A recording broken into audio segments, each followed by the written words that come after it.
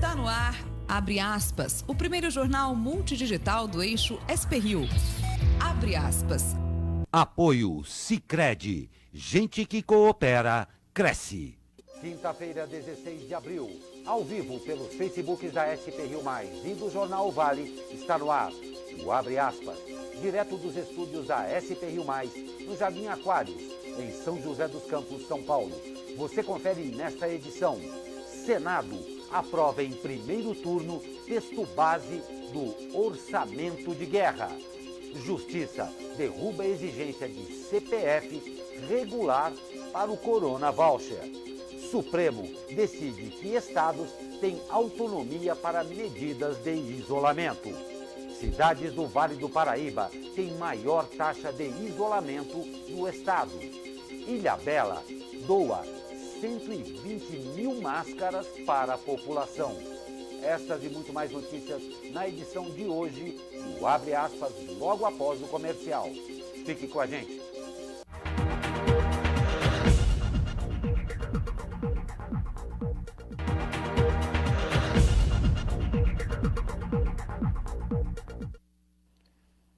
Nove horas e 30 minutos, estamos de volta ao vivo com o Abre Aspas desta quinta-feira. Comigo, o jornalista Douglas Cruz. Muito bom dia, Douglas. Muito bom dia, Glauco. Muito bom dia a quem acompanha a gente aí de casa, pelo Facebook, pelo celular, pela internet aí. Fiquem à vontade para comentar aí aqui no Jornal Abre Aspas, dê seu comentário, sua sugestão, sua crítica. Estamos ao vivo para participar com vocês. E vamos às notícias. O plenário do Senado aprovou na noite de ontem, em primeiro turno, o texto base da PEC do Orçamento de Guerra. O texto deverá ser analisado em segundo turno na sexta-feira, dia 17, segundo anunciou o presidente da Casa, Davi Alcolumbre. O chamado Orçamento de Guerra é uma maneira de separar os gastos da União em dois. Um para o orçamento e outro específico para as despesas direcionadas a combater o novo coronavírus. A votação foi feita à distância. Foram 58 votos sim, 21 não e uma abstenção entre os 81 senadores. O texto votado alterou a proposta que havia sido aprovada na Câmara. Assim, se aprovado em segundo turno, deverá retornar à Câmara. Pois é, Glauco, algumas mudanças aí. Alguns senadores falavam que o texto tratava muito com o Banco Central, ao invés de tratar dos trabalhadores, que são os principais aí afetados pela crise. Mas uma mudança chamou a atenção, Glauco. O relator excluiu da PEC original o trecho que criava um comitê de gestão de crise encabeçado pelo presidente da República e composto por ministros de Estado e secretários estaduais e municipais. Segundo ele, o comitê poderia trazer problemas constitucionais como a invasão de competências de um poder sobre outro. Ou seja, os senadores consideraram aí que não é boa uma aliança entre o presidente, os estados e o município. A gente vai ver mais isso aí ao longo do jornal. A confusão continua nos bastidores. Exatamente. Então, e em liminar concedida, o juiz federal Ilan Presser, do Tribunal Regional Federal da Primeira Região, ordenou a suspensão da exigência de CPF regular para o recebimento do auxílio emergencial de R$ 600, o Corona Voucher. A ação cautelar, relatada pelo jornal O Globo, foi ajuizada pelo governo do Pará. Em sua decisão, Presser alega que o auxílio foi criado para proteger pessoas em situação de vulnerabilidade e, por isso, não se justifica a exigência. A gente entrevistou nessa semana a contadora Ivana Miranda, né, que explicou que tinha muita gente tendo problema com isso aí, mas uma medida agora de um juiz lá do Pará que finalmente regulariza essa questão, né, para que a gente não veja aí grandes filas, pelo menos a gente espera, né, na porta aí da Caixa Econômica Federal ou das lotéricas aqui das cidades do Brasil, né? Não tem dúvida, mais uma vez falando aqui, é impressionante como no Brasil a burocracia ainda campeia. E quando acontecem essas coisas, a gente vê que as decisões são tomadas mais rapidamente. Mas nós somos ainda um país extremamente burocrático, essa é a verdade. O ministro da Saúde, Luiz Henrique Mandetta, afirmou que ele e os secretários que o auxiliam entraram juntos no ministério e sairão juntos. Mandetta fez a afirmação durante a entrevista coletiva ao lado do secretário executivo do Ministério, João Gabardo, e do secretário de Vigilância em Saúde, Wanderson de Oliveira. Wanderson havia pedido demissão em razão da provável saída de Mandetta. Embora o secretário tenha oficializado a demissão, o ministro afirmou que não aceita. Durante a entrevista, Mandetta admitiu que sairá. Segundo ele, isso é uma coisa pública. E disse que Bolsonaro claramente externa que quer outro tipo de posição por parte do Ministério da Saúde. Pois é, Glauco, a coletiva de imprensa de ontem no Ministério da Saúde foi muito interessante.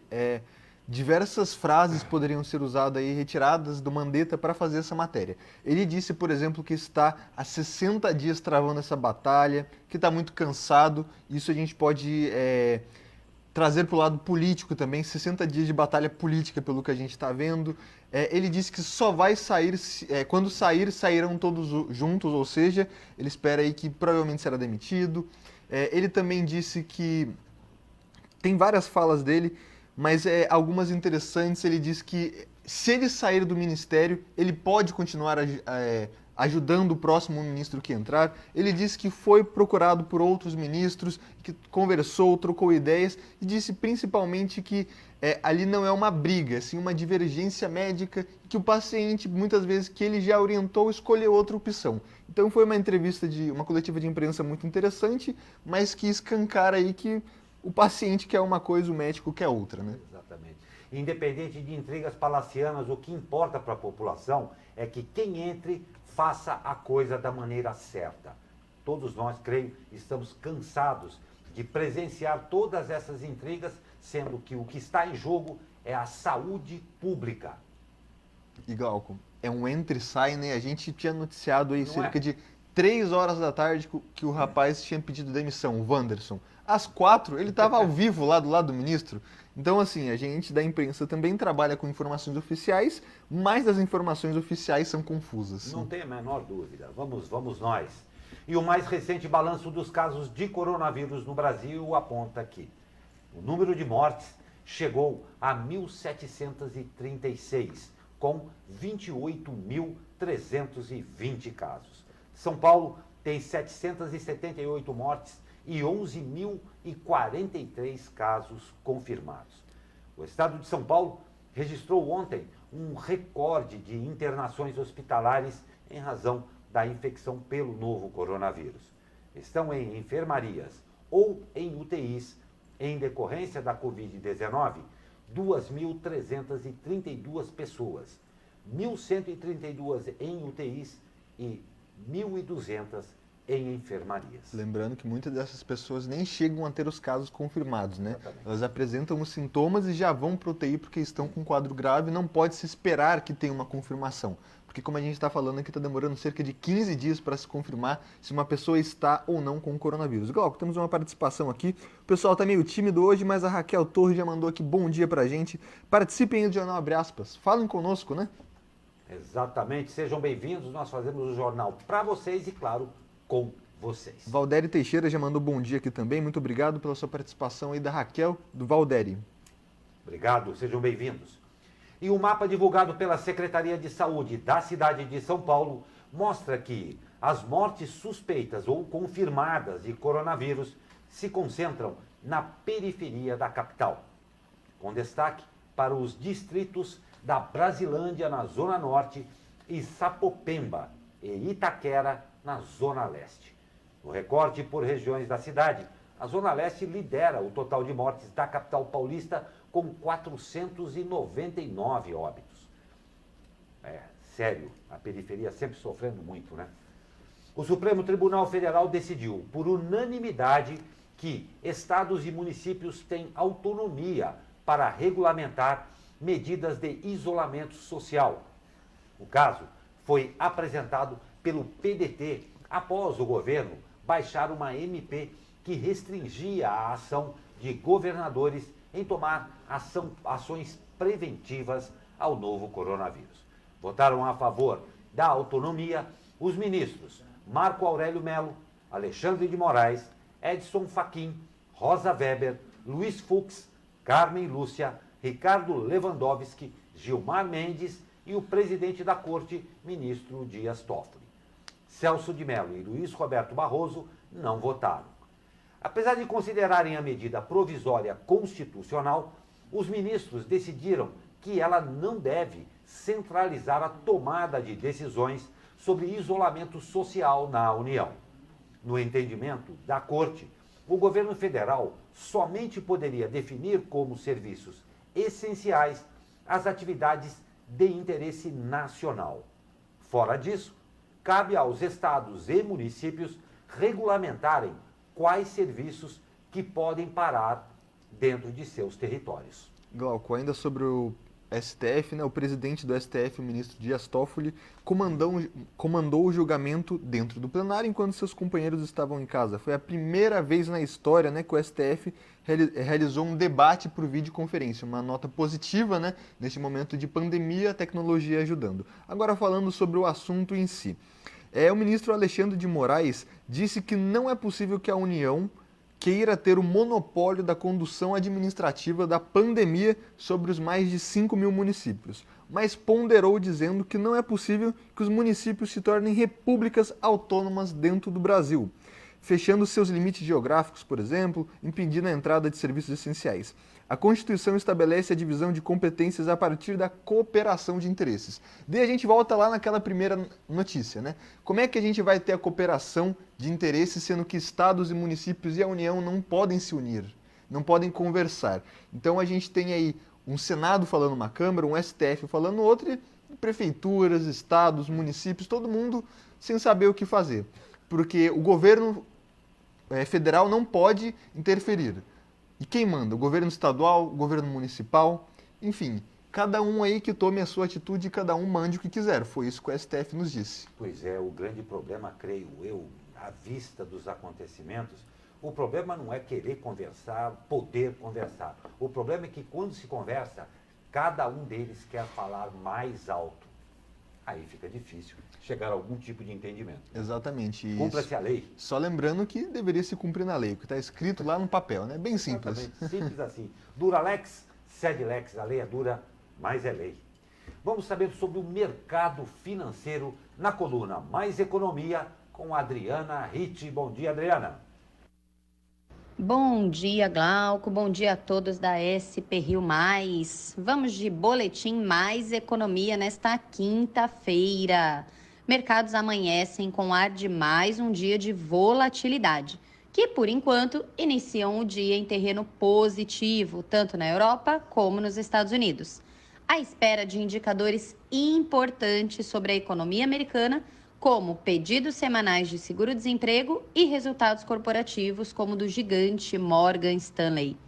A expectativa é que o número de pedidos de auxílio fiquem em 5 milhões. Nas últimas 3 semanas, mais de 16 milhões de americanos deram entrada no seguro-desemprego. À tarde de hoje ainda, o presidente Donald Trump fará entrevista coletiva para informar mais etapas para a reabertura da economia do país. Na Europa, a expectativa de relaxamento das medidas de isolamento social fazem as bolsas europeias operarem em alta. A Alemanha, maior economia da região, divulgou que os estabelecimentos comerciais de menor porte podem reabrir a partir do dia 20 de abril, se implementarem medidas de higiene adequadas. Já as escolas devem voltar a funcionar a partir de 4 de maio. No Brasil, tivemos ontem pedido de demissão do secretário da Saúde, recusada pelo ministro da Saúde, Luiz Henrique Mandetta, que disse em coletiva de imprensa: entramos juntos e sairemos juntos. Na coletiva, o ministro falou com tom de despedida. Disse que Bolsonaro quer outra posição na saúde que ele, baseado na ciência, não pode oferecer. Mandetta defendeu o isolamento social e disse que, graças à medida, foi possível, pelo menos, abrandar a curva da epidemia no Brasil. Já no STF, o Supremo Tribunal Federal, foi decidido ontem que estados e municípios podem tomar as medidas que acharem necessárias para combater o novo coronavírus, como isolamento social, fechamento do comércio e outras restrições. Com a decisão, Os governadores e prefeitos também poderão definir os serviços essenciais que podem funcionar durante o período da pandemia. O ministro Gilmar Mendes disse que a Constituição de 1988 veda ao presidente adotar política de caráter genocida. Enfim, essas são os principais destaques aí desta quinta-feira. Vamos ver como os mercados vão responder a tantas notícias e a tantos dados importantes no dia de hoje. Desejo para todos um excelente dia e até o próximo Boletim Mais Economia. Tchau, tchau! Pois é, Adriana, vamos aguardar dentre tantas outras coisas. O mercado financeiro, claro, é de um interesse enorme para todos nós. Muito obrigado, Adriana. Um ótimo dia a você também. Nós vamos para um rápido comercial e já voltamos com mais notícias, claro, e sempre ao vivo. Fique com a gente.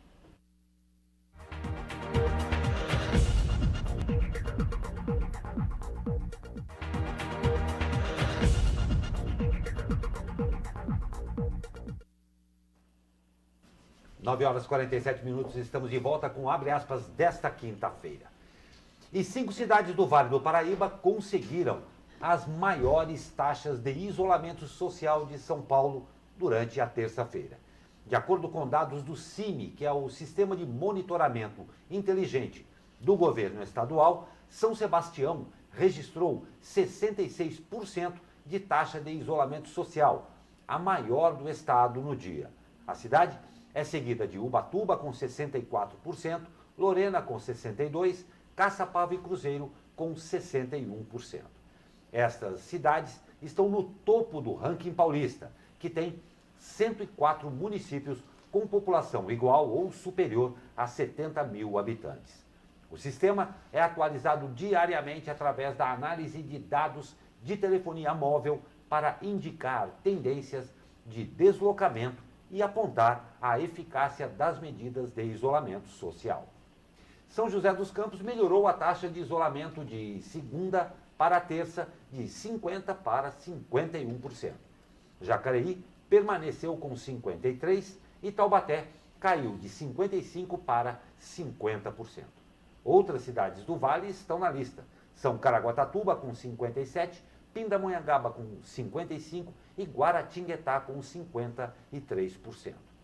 O Centro de Contingência do Coronavírus em São Paulo considera 70% a adesão ideal para controlar a disseminação da Covid-19. Ainda estamos distantes, porque 20% é bastante coisa. Exatamente. Né, a média estadual na terça-feira foi de 50%, assim como da capital paulista também foi 50%. Lembrando que os dados da quarta-feira a gente vai ter hoje, né? Sempre com um dia de atraso. Exatamente. Então é importante a gente ressaltar que a gente deu o de terça e no dia amanhã a gente vai dar o de quarta, sempre com um diazinho de atraso aí para os pesquisadores fazendo o levantamento e tudo. Mas é interessante frisar que falta bastante ainda, né, Glauco? Cerca de 20% nesse caso é considerável. Exatamente. É considerável mesmo. Vamos manter aí, gente. Falta pouco, nós vamos sair dessa, não tenha a menor dúvida. E ainda sobre o litoral norte, a Prefeitura de Caraguatatuba confirmou ontem mais um caso do novo coronavírus. Agora, a cidade soma 12 registros. No total, Caraguatatuba tem 83 casos suspeitos da doença, sendo 54 de profissionais da saúde. São 2 mortes suspeitas e 2 confirmadas.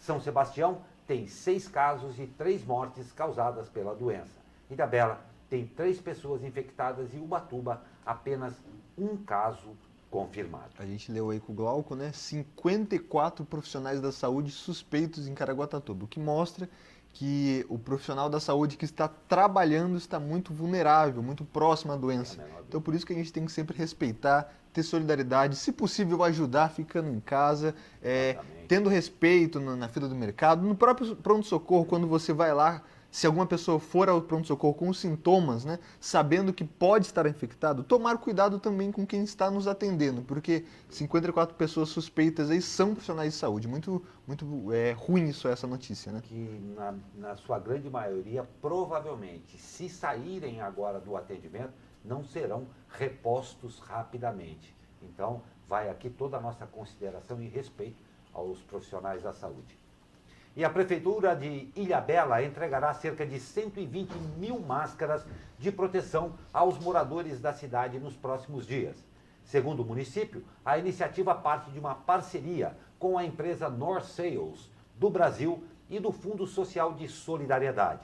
A doação integra uma das formas de reforço à proteção da população durante o momento aí de pandemia. Ilhabela tem cerca de 35 mil habitantes. Fazendo uma conta rápida, né? 35 mil habitantes dá mais ou menos 3,4 máscaras por habitante. Número interessante, né? Cerca de 120 mil máscaras igual. Quando a gente estava falando das cidades, por exemplo, Cruzeiro. Cruzeiro decretou obrigatoriedade do uso de máscaras de proteção em estabelecimentos do município. O equipamento deve ser utilizado em estabelecimentos como farmácias, supermercados, lojas de conveniências, padarias, postos de combustíveis, funerárias e etc. Né? O decreto determina que esses estabelecimentos proíbam a circulação de pessoas sem máscaras, ou seja, se você não tiver máscara, você não pode ir à farmácia, por exemplo, com multa aí de R$ 500 a R$ 8 mil e a cassação do alvará. Agora eu te pergunto, o Cruzeiro tem 81 mil habitantes. Tem máscara para todo mundo? As pessoas têm capacidade, por exemplo, de fazer máscara de pano? Ou tem máscara descartável para os 81 mil habitantes da cidade que queiram ir à farmácia? São algumas medidas aí que as cidades estão tomando, mas é bom a gente sempre ressaltar também que tem que ter o bom senso, né? Exatamente. Às vezes, na intenção de se fazer o bem, a gente acaba com alguns absurdos. Não é o caso disso aqui ser um absurdo.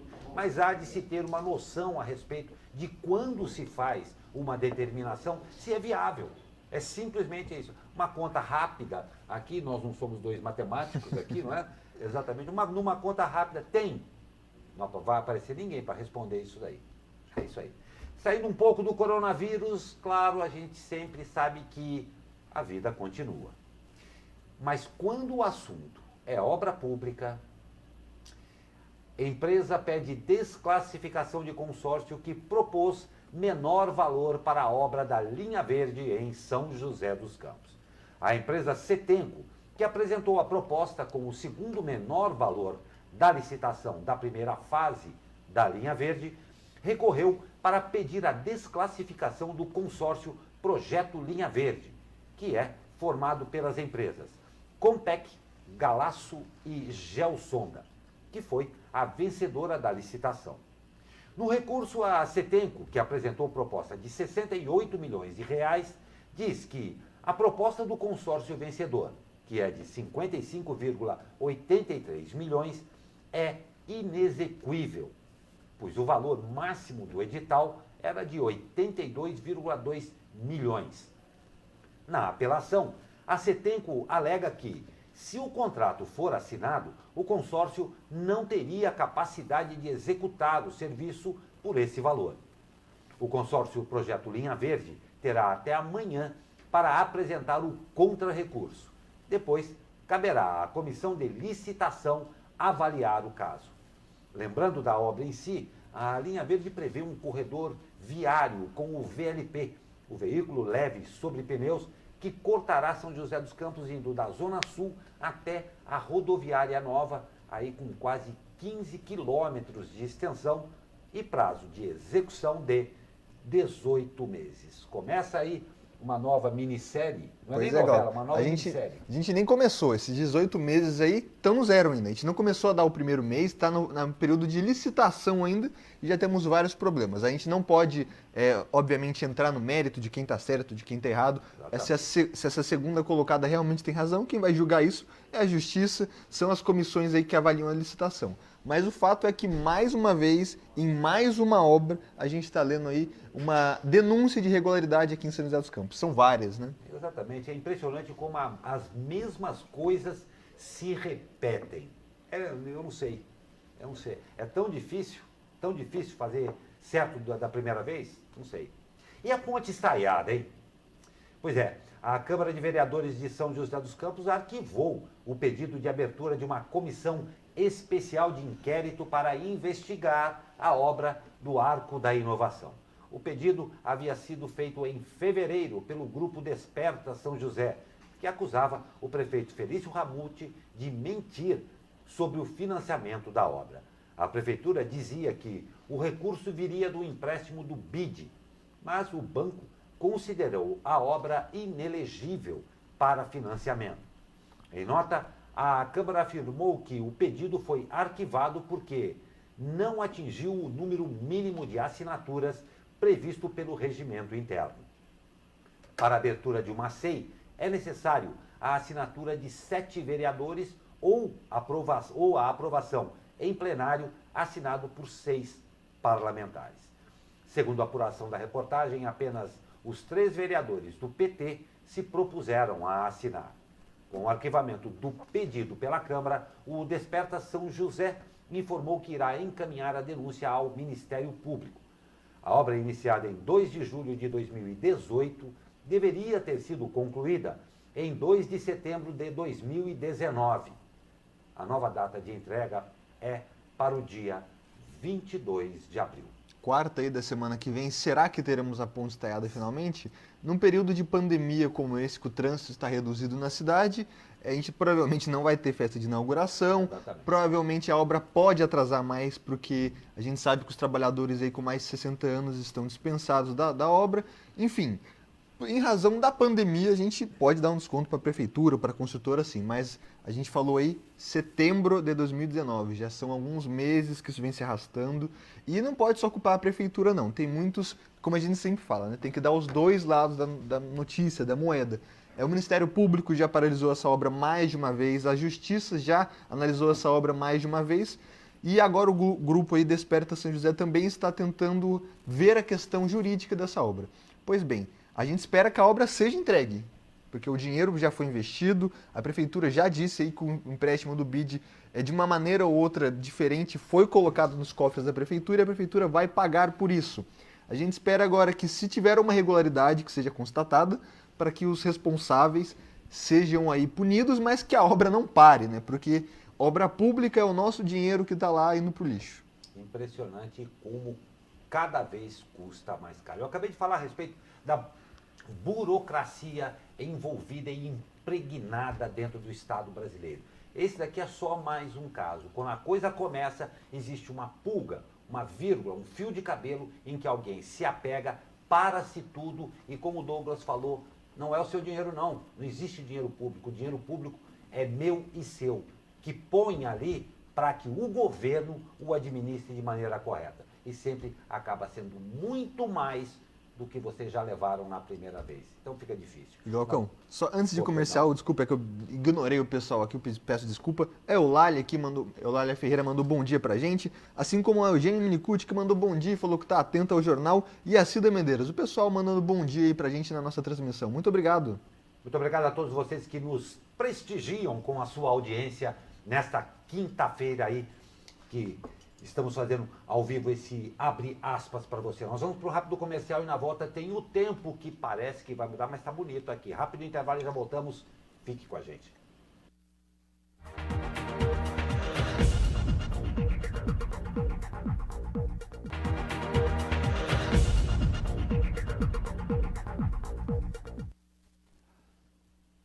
Dez horas mais um minuto, estamos de volta com abre aspas desta quinta-feira. E vamos saber como é que fica aí o tempo. Aqui dos altos da Cassiano Ricardo, algumas nuvens, mas parece que o dia vai ser bonito. Fala, meu amigo Caio Souza, muito bom dia. Fala, Glauco Turzi, muito bom dia. Essa quinta-feira deverá ter um céu variando aí entre parcialmente nublado a nublado, com temperaturas amenas e não há previsão de chuva. As temperaturas máximas deverão ficar aí na casa dos 25 graus no Vale do Paraíba e no litoral, 25 também em São Paulo e 20 na Serra da Mantiqueira. A umidade relativa do ar deve ficar próxima dos 50% ainda no período da tarde. A partir de amanhã, os ventos vão virar para o quadrante sul, né? E isso deve favorecer um pouco a formação de nuvens. Por isso a gente espera que a partir de amanhã e o final de semana inteiro tenha um pouco mais de nebulosidade e temperaturas um pouco menores na parte da tarde, justamente devido ao aumento da nebulosidade. Mesmo assim, as chances de chuva são bem pequenas. Caio Souza, direto da sala de operações do Tempo Vale, para o jornal Abre Aspas. Obrigado, Caio Souza. Um grande abraço a você e a todos aí do Tempo Vale. E olha só, o Procon de São Paulo e o Sindicato das Empresas Representantes de Gás Liquefeito de Petróleo da capital e dos municípios da Grande São Paulo fecharam um acordo limitando o preço de venda do botijão de gás de cozinha a R$ 70. O documento vale até 30 de julho deste ano. Para coibir a prática de estoque e a revenda clandestina, o acordo também estabelece que, durante esse período, a venda de gás será limitada a apenas um botijão por pessoa. Segundo o sindicato, todos os seus associados venderão o botijão de gás desde que o consumidor leve o seu botijão vazio para a troca, pelo preço aí, então, de R$ 70. Os revendedores que cobrarem um preço maior terão que demonstrar que praticavam tal valor antes do período da pandemia. Para o consumidor que solicitar entrega do gás em casa, será cobrada uma taxa de até R$ 9,90. No período da quarentena já houve aí 386 denúncias online contra preços abusivos de botijão de gás. As reclamações estão sendo recebidas via internet, aplicativos que estão aí disponíveis para Android e iOS, ou ainda via as redes sociais, marcando, preste bem atenção, @ProconSP, @ProconSP, indicando o endereço ou o site do estabelecimento que está praticando a violação aí. Pois é, Glauco, é triste o Procon ter que obrigar um valor fixo, né? Porque, como por exemplo a gente falou ontem, o preço da gasolina e do gás caiu aí com essa guerra do petróleo, guerra do gás. A gasolina caiu até 7% aqui no Vale do Paraíba, a gente está vendo a gasolina mais barato, a demanda por gasolina está diminuindo, e a gente vê o pessoal do gás aí, muitos abusivamente aumentando o preço, tanto que o Procon de São Paulo teve que fixar um preço máximo. Isso é interessante, uma coisa que a gente não vê todo dia, mas os meios aí estão para isso, né? O Glauco deu todos os meios de você contactar o Procon, pode ser o Procon também da sua prefeitura. Se você tiver qualquer dúvida, pode ligar no 156 também para se informar, porque o preço fixo máximo está aí, R$ 70,00 e R$ 9,90 na entrega, né? Exatamente. Eu não tinha falado ainda hoje, mas como todos os dias eu falo aqui, nós estamos com um tempo, nós estamos com um tempo em casa que a gente pode aí procurar na internet o que a gente quiser. Aproveite para fiscalizar também, não esqueça do seu político, porque logo mais, quando tudo isso passar, todos vão voltar como deuses, falando que eles já tinham falado, que eles fizeram, não, sumiram todos. Ninguém mexeu no bolso deles ainda. Esse é um outro caso. Nós precisamos sim fiscalizar e denunciar quando existir realmente a infração. Cumpra o seu papel. Poucos minutos por dia você se mantém informado e ajuda muito. E por conta da pandemia, o valor da cesta básica na RM Vale está 2,29% mais cara em março em relação ao mês anterior. O preço médio, que era de R$ 1.710,65, subiu para R$ 1.749,79. Os dados foram divulgados nesta terça-feira pelo NUPS, que é o Núcleo de Pesquisa da Unital, a Universidade lá de Taubaté. Foi o segundo mês seguido de alta, já que em fevereiro o aumento havia sido de 0,34%. A tendência é de alta também para abril. De acordo com a entidade, esse aumento, o comprometimento da renda na aquisição, acaba causando comprometimento na renda na aquisição da cesta, é resultado aí de vários fatores climáticos. Em fevereiro, o aumento contínuo do dólar, além também, claro, de uma elevação repentina na demanda na primeira quinzena do mês, ocasionada pelo isolamento em virtude do coronavírus. Pois é, Glauco, nesse novo mês aqui de abril a gente deve ter uma cesta um pouco maior também, uma inflação mais alta, né? Porque, lembrando, o isolamento nos estados aí começou no dia 22 e 23 de março, ou seja, pegou aí os últimos 10 ou até menos dias do mês, né? Agora a gente está com o mês inteiro vindo aí, a tendência é que nesse mês para o próximo mês seja mais alta ainda, essa alta aí na cesta básica, Não né? tem a menor dúvida. Calços, né? E olha, todo mundo está com saudade do tal do esporte, né? Não tem muita coisa para se falar ultimamente, mas olha aí uma notícia. Após videoconferência realizada na tarde de ontem, a Federação Paulista de Futebol decidiu pela continuidade do Campeonato Paulista da Primeira Divisão, mesmo que alguns jogos sejam realizados com portões fechados. Porém, ainda não existe nenhuma data prevista para o reinício do campeonato.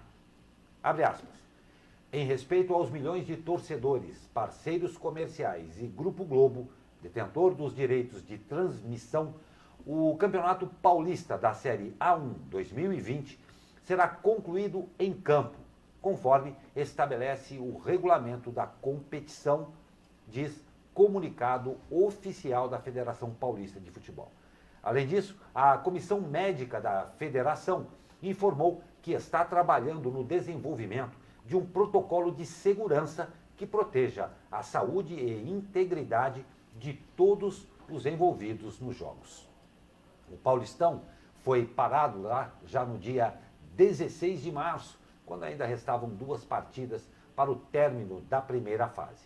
Hoje, uma nova videoconferência será realizada às 15 horas entre os clubes da Série A2, divisão do Esporte Clube Taubaté, representante da região nesta competição. Pois é, Glauco. Basicamente, vamos fazer, só não sabemos como, né? Exatamente, exatamente. E só um dado interessante. A Alemanha, por exemplo, que voltou a treinar e diz que fará jogos com portões fechados. Uma TV alemã fez uma estimativa. Para ter um jogo de Série A, de campeonato alemão, por exemplo, com portões fechados, se envolve cerca de 170 pessoas. Então mas o jogo é portão fechado, não vai ter aglomeração. Vai ter sim, de pelo menos 170 pessoas. Pode ser que elas não estejam tão próximas, mas são 170 pessoas que vão sair de casa, vão se deslocar, vão ter contato com outras pessoas. Então, mesmo de portão fechado aí, reúne uma equipe grande por trás de tudo isso para rolar o futebol. Pois é, né? Vamos aguardar. Vamos aguardar. Vamos aguardar.